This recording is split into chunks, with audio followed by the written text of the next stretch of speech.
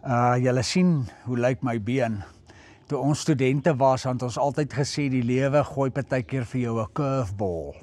As jy cricket gespeel het, 'n inswinger of 'n outswinger of wat ook al, maar jy kan hom nie lees nie. En skielik is hy daar en baie keer dan word jy uitgebal. So gebeur dit in die lewe. En vir die laaste 6 maande moet ek met 'n situasie waarin ek geplaas is, moet ek elke dag mee lewe. En so het elkeen van ons situasies. En elke situasie plaas geweldige druk op 'n mens en jy weet baie keer nie watter kant toe nie. Jy weet nie of jy vorentoe of agtertoe nie. En dis die lewe. En ek wil graag 'n bietjie met julle vanmôre daaroor gesels. Ek hoop dit gaan goed vanmôre, liewe handelinge, boeties en sissies. En ek hoop dat die Here vanmôre sommer so saggies in jou hart sal kom vat. En vir jou sal sê ek is daar vir jou.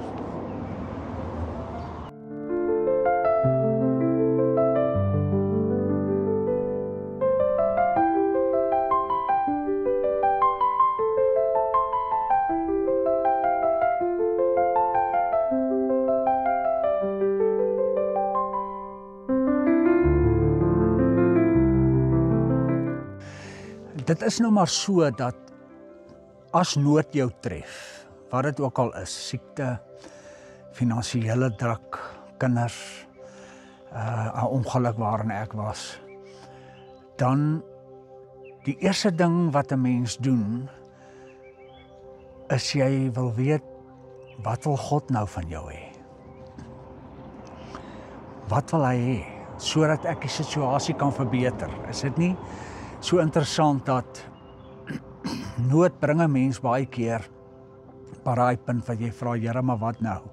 Wat wil U van my hê? En dan gryp 'n mens baie keer na strooihalms, jong. Jy al jou beloftes wat jy gemaak het vir die Here, probeer jy nou nakom. Jy begin nou weer jou dankoffer gee en jy begin kerk toe gaan en jy begin jou Bybel lees en jy begin bid.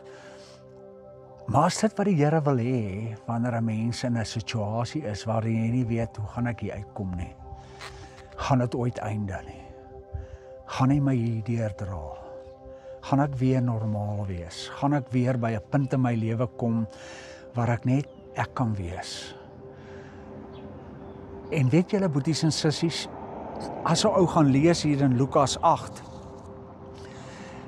en ek gaan weer die link vir julle stuur, ek wil hê julle moet dit gaan kyk in The Chosen, die vrou wat aan bloedvloeiing gely het. Sy was op daai punt in haar lewe. En sy het besef, daar's net een ding wat die Here wil hê jy moet doen, is jy moet in jou diepste nood na hom toe kom. Net by sy voete gaan sit. Nie 'n klomp goed probeer in plek kry en hardloop soos 'n afkophoender nie. Kom net by hom uit. Gaan sit net rustig en luister na musiek wat jou na hom toe vat, of as jy iewers in 'n erediens kan gaan sit en net weer tussen gelowiges, of net wanneer jy stil word, net kan sê, Here, wat nou? En moenie vra hoekom nie. Hoekom het nie 'n antwoord nie. Daar is eintlik nie 'n hoekom nie. Vra, Here, waarheen nou? Wat wil U met my? En hierdie vrou het dit gedoen. Sy het na hom toe gekom. Sy het gehoor van die Messias en sy het geweet, dis net by hom. Dis net by hom wat daar vir my aanraking gaan kom. Vir my noodsituasie.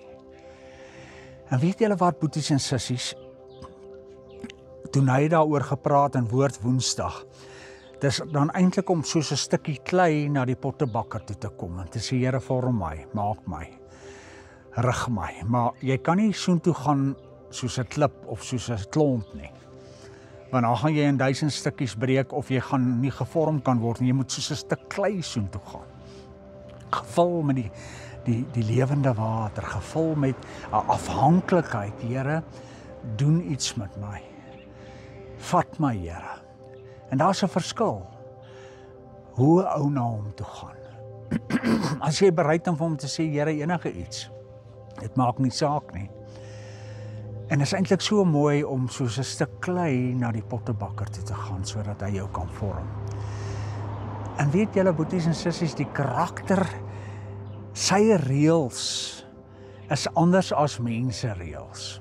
Julle sal sien in hierdie gedeelte, die vrou, hulle het haar probeer keer om by Jesus uit te kom, want sy is onrein. Sy ly aan bloedvloeiing. Sy mag nie naby 'n rabbi kom of aan hom raak nie. En toe besluit sy maar sy gaan net aan sy kledingstuk raak. God is so anders as mense. Jy kan kom soos jy is. Jy hoef nie eens rein te word met al die goeders wat jy in plek moet kry nie. Jy kan net so na hom toe gaan. Hy gaan jou nie eens vra oor al daai ander goed nie. Gaan net so. Want dis die karakter van God. Daar's 'n openheid vir jou om te kom net soos wat jy is. Al voel jy is die een wat die meeste sonde in die hele wêreld gedoen het. Die mees onreinste ene.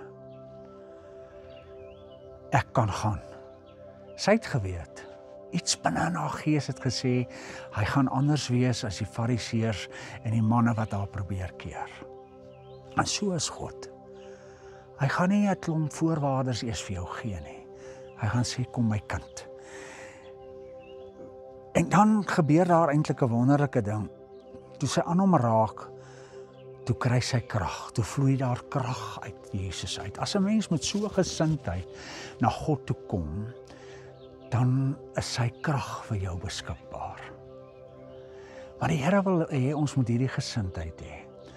Hy wil nie hê ons moet beheer neem en allerlei mensgemaakte reëls in plek kry, sodat ons voel maar ons is eintlik die een wat besig is om die situasie te beredder. Nee, hy sê jy moet kom stikkend soos wat jy is, want dan kan ek vir jou krag gee. Dan is my krag vir jou beskikbaar. En die krag vloei uit hom uit en hierdie vrou word onmiddellik aangeraak.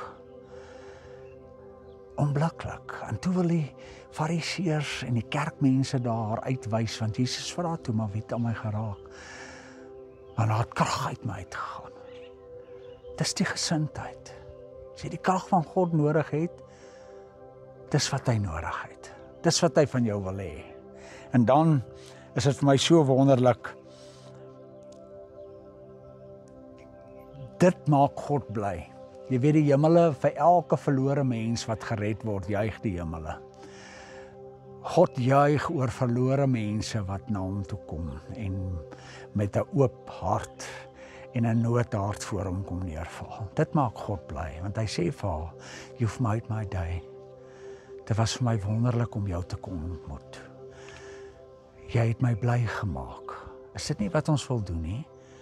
Ons dink baie keer ou met al hierdie verskriklike rituele en dinge deurgaan, terwyl die Here eintlik net jou hart soek. Daai stukkie klei wat jy voor hom kom neersit. En dit maak hom bly. Ons hemelse Vader word bly as 'n stikkende, onrein mens voor hom kom neerval. En dan wil ek afsluit. Hy noem haar dogter. En dis die wonderwerk eintlik, nee. Jy word sy kind. Jy word in sy hand geplaas en jy kan nooit weer daar uitval nie. Jy word aangespreek as my daughter. En sy sê, I'm nobody's daughter, want almal het vir haar gesê, jong, jy moet van ons al wegbly. Jy is onrein. Maar vir God word sy rein. En sy word sy dogter. En dis die hart en die karakter van ons God. Ek het hierdie laaste 6 maande geleer om by sy voete te gaan sit. En nie soos 'n afkophoender rond te skarrel en allerlei resepte uit te dink nie. Ek het besef, being there is being whole. Gaan. Ek weet nie wat jou situasie is nie. Ek weet nie waar jy is nie. Ek weet nie wat die nood is wat swaar op jou lê wanneer jy in die aand gaan lê of as jy wakker word nie. Maar hierdie is die enigste plek by sy voete. Ek groet julle vanmôre in sy wonderlike naam. Amen.